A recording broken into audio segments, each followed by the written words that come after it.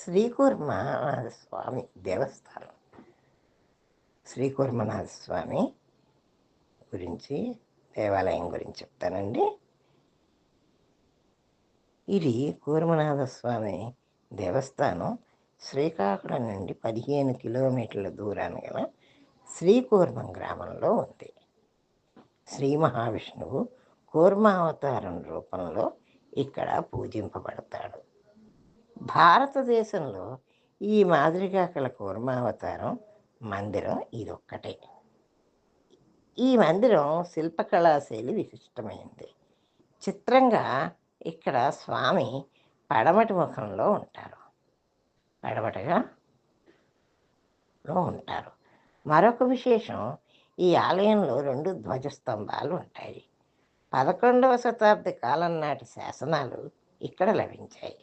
దీంతో పాటు శ్రీ రామానుజాచార్యుల, శ్రీ వరదరాజస్వామి, శ్రీ మధ్వాచార్యుల, కోదండరామస్వామి వారి ఆలయాలు కూడా ఉన్నాయి ఇక్కడ. దేవాలయ ప్రశస్తి శ్రీకూర్మం పూర్వపు కళింగ రాజ్యమునందలి వరహ క్షేత్రంలో పాతాళ సిద్ధేశ్వర క్షేత్రమే.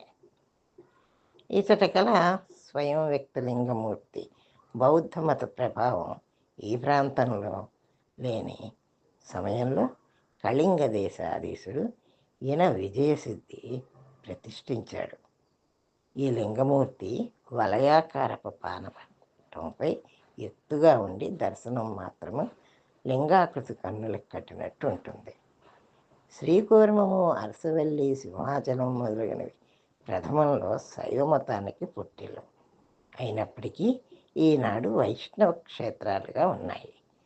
శ్రీకూర్మాలయం సింహాచనాలలో గల శిలాశాసనాలను బట్టి ఆ కాలంలో నరహర తీర్థులచే వైష్ణవ మతము కళింగమున వ్యాపించినని తెలుస్తోంది. ఈతని కాలం నాటి శిలాశాసనాలు శ్రీకూర్మంలోను సింహాచలంలోనూ కూడా ఉన్నాయి.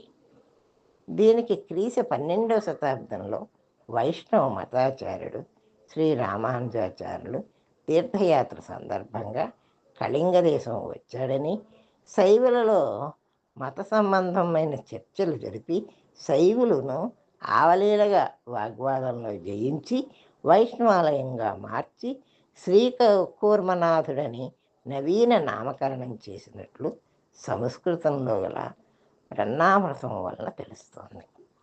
నాటి నుండి పాతాళ సిద్ధేశ్వర ప్రశంస మాసిపోయి శ్రీకూర్మనాథ ప్రశస్తి ప్రబలింది. విష్ణుమూర్తిని కూర్మావతార రూపాన ఇతడు పూజించడం వల్ల ఈ దేవాలయాన్ని శ్రీకూర్మనాథాలయమని, ఆ గ్రామాన్ని శ్రీకూర్మమని పిలుస్తారు. ఈ దేవాలయం చుట్టూ గల స్తంభాల మండపాలలో నల్లరాతితో చెక్కిన రమణీయమైన శిల్పాలు కలవు. దేవకోష్టమునందు త్రివిక్రమ, పరశురామ, బలరామ, సరస్వతి, కుబేర, మహిషాసురమర్దిని, ఇంకనూ అనేక శంఖచక్రధారి అయిన విష్ణుమూర్తి విగ్రహాలు ఉన్నాయి. ఈ దేవాలయం నందు 2 ధ్వజస్తంభాలు కలవు. విమానం చోళరాజుల వాస్తుశిల్ప కళారీతుల్లో నిర్మించారు. చక్కగా కుదిర్చే కాబోలు కుదురుకు కూర్మము, చిలుకునకు సింహాచలము అను లోకోక్తి వచ్చింది.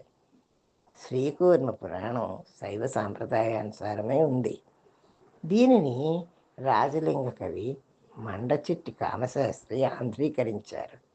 ఈ క్షేత్ర మహత్యాన్ని దత్తాత్రేయుల వారు వ్యాసమునీంద్రులకు వివరించారని, అందు స్థల పురాణం వలన స్వయంగా శ్రీహరి దత్తాత్రేయులకు శ్రీకూర్మనాథ మహత్యాన్ని గురించి స్వప్నంలో చెప్పినట్లు చెబుతారు. ఇచ్చటి శిలాశాసనాల వలన 4వ శతాబ్దం నుండి 14వ శతాబ్దం వరకు పాలించిన తూర్పు గాంగరాజుల చరిత్ర పూర్తిగా తెలుస్తుంది. క్రీస్తు 1273లో పాలించిన తూర్పు చాళుక్యరాజు అయిన రాజరాజ నరేంద్రుడు తన ఆస్థాన కవి అయిన నన్నయ్య భట్టారకుని సంస్కృతంలో కల భారతాన్ని తెలుగుకు అనువదించవలసిందిగా కోరినట్లు తెలిపే ఒక శాసనం కలదు. ఆనాటి సాంఘిక రాజకీయ పరిస్థితుల్ని వివరించే అనేక శాసనములు కూడా ఇక్కడ కలవు.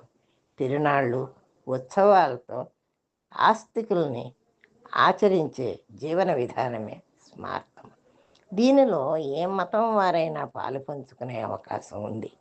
కాకతీయుల కాలంలో విరివిగా స్మార్థం ఆచరించే కాలంలో బౌద్ధ క్షేత్రంగా వెలుగొంది అనంతర కాలంలో వైష్ణవ మత ప్రదేశంగా మారినట్లు చరిత్ర చెబుతోంది.